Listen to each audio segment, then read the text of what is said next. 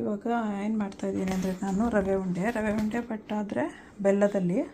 So ಅದಕ್ಕೆ 1 cup ರವೆ ತೊಗೊಂಡಿದ್ದೀನಿ. ರವೆ ಐ ಹ್ಯಾವ್ ಟೇಕನ್ 1 ಕಪ್ ರವೆ. ಮೇಕಿಂಗ್ ರವೆ laddu. Rava I have taken 1 cup. I will be taking 1 cup of coconut, and I have taken few raw cashews, dry grapes, ilachi means cardamom, clove. I will be making powder first with some sugar. I will add that, but I will be adding only so much. I have taken 1 cup of this, 1 cup of this one coconut I will take, and 1 cup of jaggery. ಬೆಲ್ಲ ತೊಗೊತೀನಿ. 1 cup ತೆಂಗಿನದು dry coconut ಇದು ಅದು ತೊಗೊಳ್ತಾ ಇದ್ದೀನಿ. ಗೋಡಂಬಿ ಸ್ವಲ್ಪ, ದ್ರಾಕ್ಷಿ ಸ್ವಲ್ಪ, ಏಲಕ್ಕಿ, ಲವಂಗ. ಬಟ್ ಏಲಕ್ಕಿ ಲವಂಗ ಇಷ್ಟೇ ಸಾಕು. ಬಟ್ ನಾನೇನು ಅಂದರೆ ಇವಾಗ ಜಾಸ್ತಿ ಮಾಡಿ ಇಟ್ಕೊತಾ ಇದ್ದೀನಿ. ಸ್ವಲ್ಪ ಸಕ್ಕರೆ ಇದರಲ್ಲಿ ಹಾಕಿ ಪೌಡ್ರ್ ಮಾಡ್ಕೋಬೇಕು.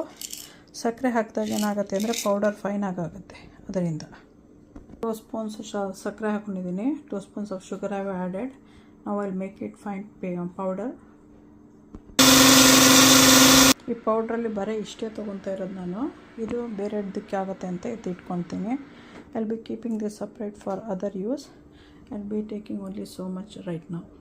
ಒಂದು ಸ್ವಲ್ಪ ತುಪ್ಪ, ರವೆನ ಹುರಿಯೋಕ್ಕೆ ಮತ್ತು ದ್ರಾಕ್ಷಿ ಗೋಡಂಬನ ಹುರಿಯೋಕ್ಕೆ taken some ghee to roast rava and cashew and the dry grapes. 1 cup of coconut, 1.5 cup of jaggery. ಬೆಲ್ಲನ 1.5 ಕಪ್ ಅಷ್ಟು ತೊಗೊತಾ ಇದ್ದೀನಿ. ಯಾಕಂದರೆ 2 ಕಪ್ ಆಗುತ್ತಲ್ವ. ಇದೊಂದು ಕಪ್ ಆಗಿರೋದ್ರಿಂದ ಇದಿಷ್ಟು ಸಾಕು. ಆಮೇಲೆ ಹುರ್ಕೊಳ್ಳೋದು ತೋರಿಸ್ತೀನಿ. ಇವಾಗ ತುಪ್ಪ ತೊಗೊಳ್ತೀನಿ. Will be taking ghee 2 spoons. Stove on ಆಗಿದೆ. ಈಗ ತುಪ್ಪ ಕರಗ್ತಾ ಇದೆ. Stove is on and the ghee is melting.